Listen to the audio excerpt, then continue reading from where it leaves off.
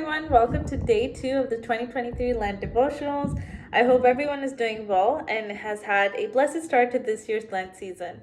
I think often when we think of Lent, we misassume that it's just 50 days of giving up our favorite food or temptation and then continuing the rest of the year as we'd like. But it's something so much more than that. It's not a temporary accommodation for change, but it is something to build up something more permanent in our hearts and just to have that reality check to see that where are we going in this walk that we have with Christ on a daily basis. So for the first week of Lent this year, that we are observing the theme, the ministry of reconciliation. And whenever I think of the word reconcile, I think one of the first things that comes into mind is this quote that I heard a long time back. That forgiveness is not something that you do for others, but it's something that you do for yourself. And I think we see some portions of this quote being shown to us in the two passages that have been selected for today, which is Genesis chapter 45, verses 1 through 15, and Matthew chapter 5, verses 21 through 26. So I do encourage you to take a moment, pause, read through these passages, and just so that we have a better understanding of the meditation that we're going through today.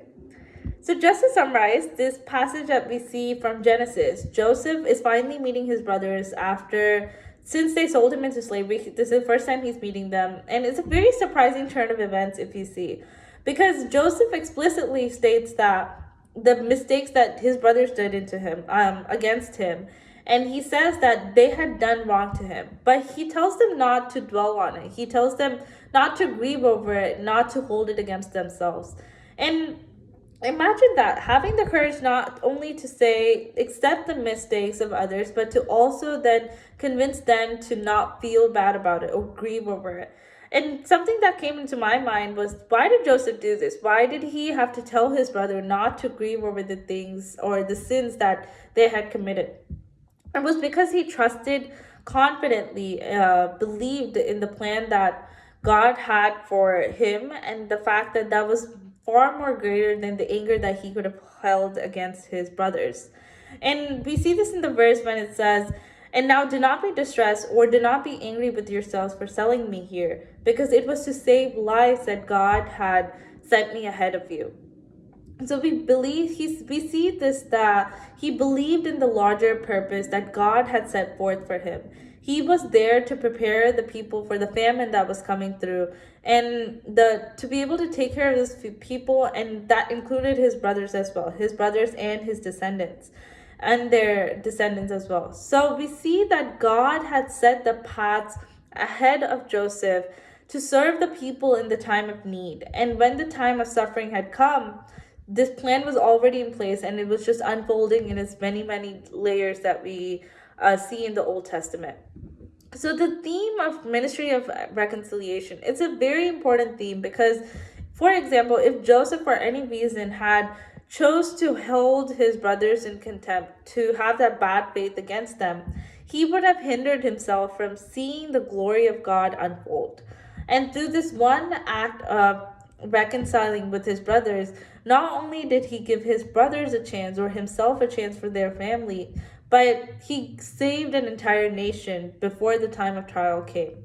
So he is the living example and the testimony of God's flawless plan just taking fruit in the time when maybe he did not see this, but the plan was unfolding in its many layers, and Joseph accepted this fact, and this was apparent the minute that he reconciled with his brothers. So the question that remains is now for us, that will we let our past sins or mistakes or regrets hold us back from seeing the glory of God, from blindfolding us from seeing the glory of God? Do we have the courage to forgive ourselves, others, for the sake of just seeing God's glory in its full effect, taking that center stage in our lives? So the moment that we realize that God's greater plan is at play, that wave of unending grace just flows upon us, and we allow God's wondrous plan to take that stage in our lives, God's glory unfolds when the pride of man falls, and that is what these two passages tell us. Tell us through this meditation today. So I pray that each of us have the courage to reconcile with our brothers and sisters, to reconcile with ourselves, so that God's purpose for us may be fulfilled in and around us every single day of our lives. And I thank you so much for giving me this opportunity, for hearing this short devotional. And I hope that you have a blessed Lent season ahead. Have a great day.